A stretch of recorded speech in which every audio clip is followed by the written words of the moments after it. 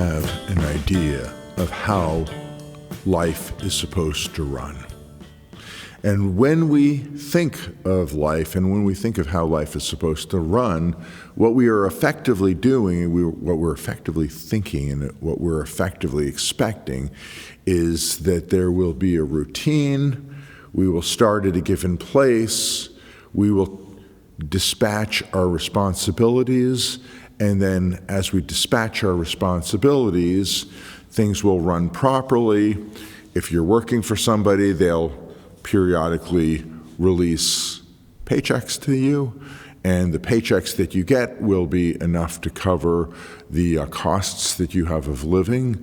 And if you show up, and if your company is responsible to you and everything goes on a regular basis, there is the pattern, there's the scaffolding, there's the framing that will end up allowing you to live life. Now, anybody who's done this life thing for more than 15 minutes knows that there are disruptions that end up happening.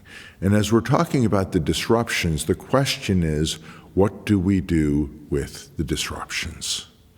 So for people who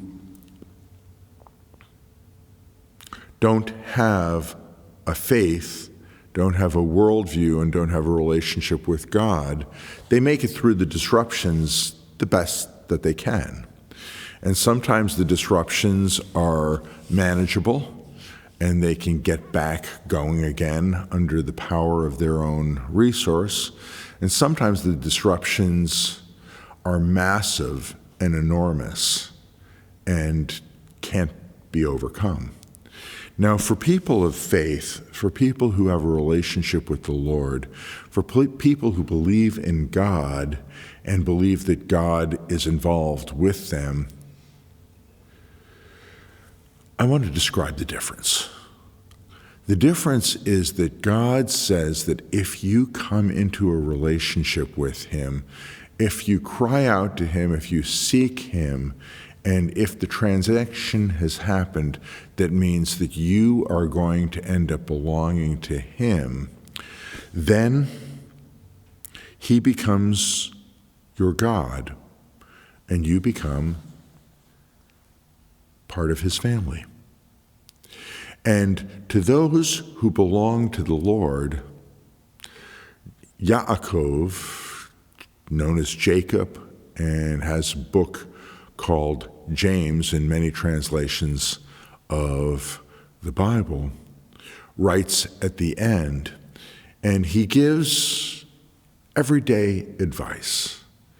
He gives everyday understanding. And as he's writing to people, he says, "Are any of you in trouble? If you're in trouble, you should pray." He says, "Is anybody happy or joyful or jubilant or in good circumstances? Then they should sing songs of praise and let God know through their heart and through their expression, whether you're musical like Mariah Carey or if you sound a little bit more like Joe Cocker, doesn't matter, but you should sing. You should bring praise to God. You should let God know that you are in a place of joy because of the circumstance that He has brought you into in this time and season. And likewise, if you're sick or if you're ill or if you're overcoming difficulty in terms of your health, seek the support of your community. Get others together who know the Lord, who walk with the Lord, and who have been with the Lord as you have been or for longer, often called the elders, and get them together and get everybody to pray for you. And when there is a concerted need for multiple people praying, there is power, there is a bringing together of the spirituality of different people. And when we get together and pray corporately for a situation, there is a power that happens that exceeds the prayer of an individual person.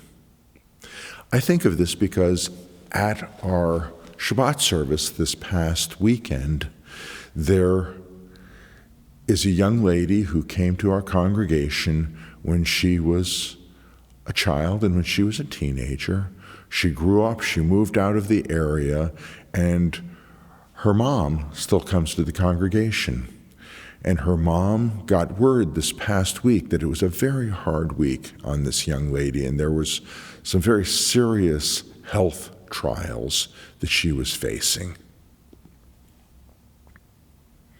So the mother was committed to coming to service, and after she came to service, she was going to go to where her daughter is to provide love, to provide support, to provide spiritual care, to provide physical care, and to end up lending a hand so that the daughter's family can end up continuing to function even in this season of difficulty. And as this was coming together, the people of the congregation and the community, we had already done a service where we had sung praise songs, we had sung scripture songs, we had taken some significant pieces of liturgy and done them during our service. There had been a teaching, there had been a deeper worship time. We had gone through the entire service and we were out fellowshipping and hanging out. And it was good. But there was still a spiritual care that needed to happen. And so a number of the people from the community got together and laid hands on this mother who was going to go and care for her adult daughter. And at the end of this, there was a point where the community had really expressed love, had come together spiritually, and had supported this mother who has a call to go out and help her daughter.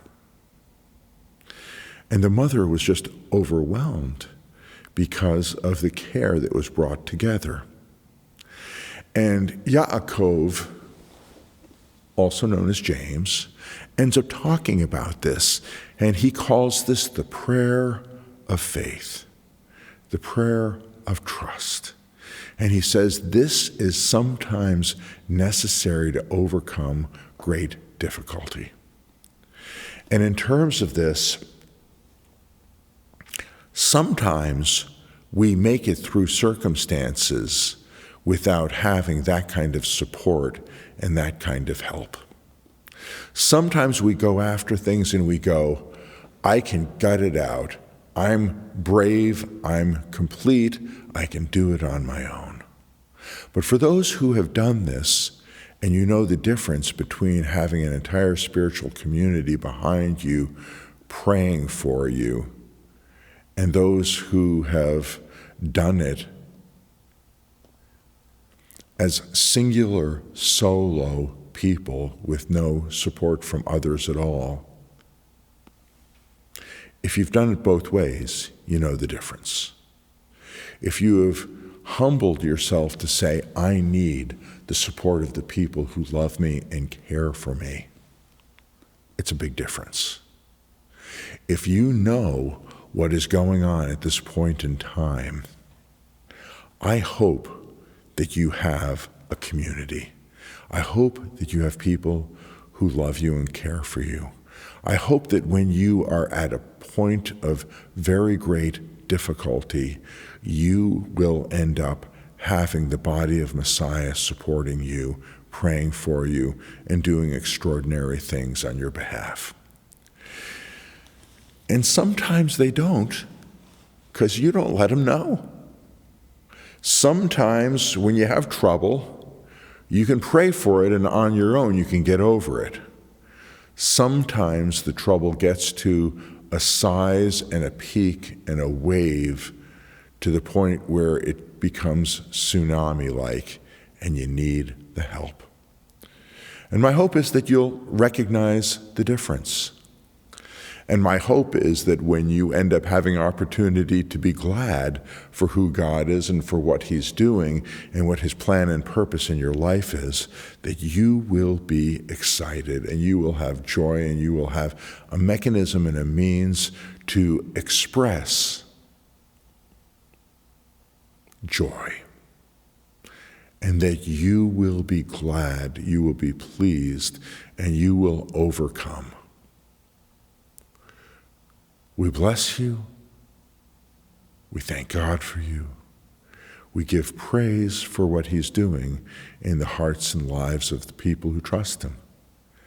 And if this is all super alien to you, and if you look at this and go, I don't really quite get what this guy's talking about, and I've never experienced it myself, I just really want to encourage you, because God is always available.